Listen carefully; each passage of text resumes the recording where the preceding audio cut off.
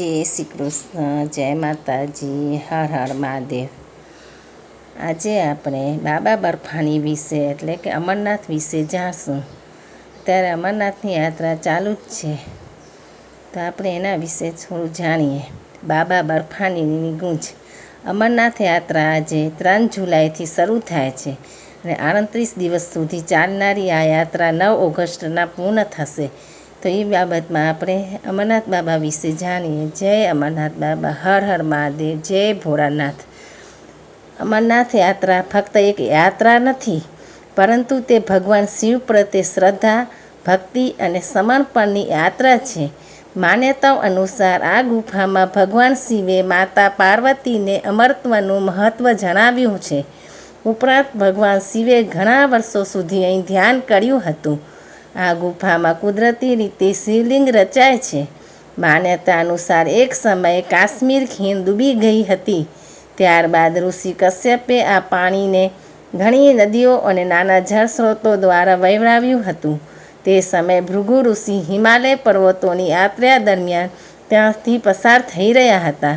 પાણીનું સ્તર ઘટતાની સાથે તેમણે સૌથી પહેલાં આ ગુફા જોઈ હતી. પુરાણો અનુસાર અમરનાથની મુલાકાત લેવાથી કાશીની યાત્રા કરતાં 10 ગણું વધુ, પ્રયાગ કરતાં 100 ગણું વધુ અને નૈમિષારણ્ય કરતાં 1000 ગણું વધુ પુણ્ય મળે છે. બાબા બર્ફાનીની આ ગુફાનો ઉલ્લેખ ઘણા પુરાણોમાં પણ કરવામાં આવ્યું છે.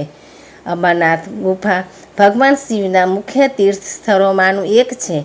આ વર્ષે અમરનાથ યાત્રા 3 જુલાઈના શરૂ થઈ ગઈ છે અને 9 ઓગસ્ટના સમાપ્ત થશે.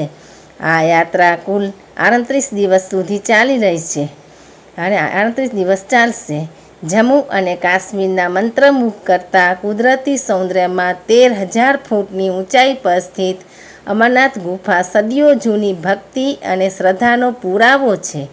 અમરનાથ યાત્રાનો સાર ફક્ત તેના ભૌગોલિક મહિમામાં જ નથી, પરંતુ હિન્દુ ધર્મમાં પણ તેના ઊંડા આધ્યાત્મિક મહત્ત્વમાં પણ રહેલો છે. તે ફક્ત ભૌતિક યાત્રા નથી, તે આત્માની યાત્રા છે. એક દેવી સમાન જે માનવ મર્યાદાઓને પાર કરે છે અને સાધકને અનંત સાથે જોડે છે. એ છે બાબા બર્ફાનીની ગૂંજ. અમરનાથ યાત્રા એ એક પવિત્ર યાત્રા છે. હર હર મહાદેવ. જય શ્રી કૃષ્ણ, જય મહાદેવ. ઓમ નમઃ શિવાય, ઓમ નમઃ શિવાય, ઓમ નમઃ શિવાય. જય બર્ફાની બાબા કી જય.